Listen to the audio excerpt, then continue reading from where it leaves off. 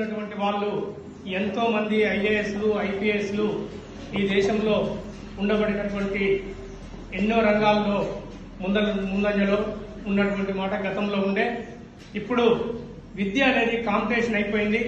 ఈ కాంపిటీషన్ రంగంలో ప్రైవేటు కాలేజీల్లో స్కూళ్లలో చదవాలంటే ఆర్థిక స్తోమతలు లేక అనేక రకాల ఇబ్బందులకు గురవుతున్నాం. కాబట్టి మనం కూడా ఈ దేశానికి మనం యజమానులం, ఈ దేశానికి మొదటి పౌరులం, ఈ దేశానికి పర్మనెంట్ ఓటర్లం. కాబట్టి విద్యా వైద్యం కాడికి వచ్చేసరికి ఎలాంటి తారతమ్యాలు లేకుండా ఈ దేశంలో పుట్టిన ప్రతి బిడ్డకు ఉచిత విద్య ఉచిత వైద్యం అనేది నయా పైసా లేకుండా మనకు విద్యా వైద్యం ఉచితం చేయాలని చెప్పి మనం ప్రభుత్వాన్ని కూడా సమాచార హక్కు సంరక్షణ సమితి తరఫున దేశమంతా తిరుగుతూ డిమాండ్ చేస్తా ఉన్నాం. అందులో భాగంగానే మనకు ఎలక్షన్లు వస్తున్నాయి. ఎలక్షన్లో కూడా మన తల్లిదండ్రులు కావచ్చు, మన స్నేహితులు కావచ్చు, మీకు ఓటున్నా లేకపోయినా మీరు కూడా సుక్కా ముక్క నోటు తీసుకోకుండా ఓటేసే ప్రయత్నం, మీరంతా భారత పౌరులు కాబట్టి మీకు తెలిసిన వాళ్ళకి మీరు చెప్పండి. ఈ డబ్బులు తీసుకోకుండా మనకు ఓటేయాలి, డబ్బులు తీసుకొని ఓటేయద్దు.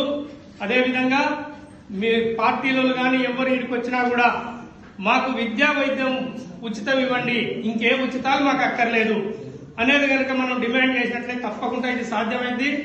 వేరే దేశాల్లో, అమెరికా లాంటి దేశాల్లో కూడా ఉచితంగా విద్యను అందిస్తారు అక్కడ పుట్టినటువంటి పౌరులకు. కాబట్టి వైద్యాన్ని కూడా అందిస్తారు. కాబట్టి మనం ఇవాళ ఈ పెన్నులు ఉన్నాయి, ఈ పెన్నుకు కూడా మనం ట్యాక్సీ కడుతున్నాం, ప్రతి పైసా మనది. ఈ ప్యాడ్కు కూడా మనం ట్యాక్సీ కడుతున్నాం, ప్రతి పైసా మనది.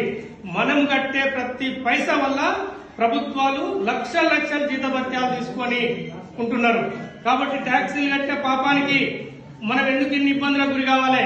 కాబట్టి ఇవన్నీ కూడా మీరు ఆలోచన చేసుకుంటూ కష్టపడి మంచి చదువులు చదువుకొని ఐఏఎస్ మీద గురి పెట్టాలి. ఎవరైనా ఈ చిన్న చిన్న నౌకర్లు, అటెండర్లు, ఇది అయితే అనొద్దు. మీరు ఏమైనా కూడా మంచిగా చదువుకొని ఐఏఎస్ గురి పెడితే ఏదో రకమైనటువంటి ప్రభుత్వ ఉద్యోగం కానీ ప్రైవేట్ కానీ సాధించడానికి మీకు అవకాశాలు ఉంటాయి. కాబట్టి కష్టపడి చదువుకోవాలని చెప్పి మరోసారి మీకు న్యూ శివలీల ఫౌండేషన్ తరఫున హృదయపూర్వకమైనటువంటి కృతజ్ఞతలు తెలియజేస్తున్నాను.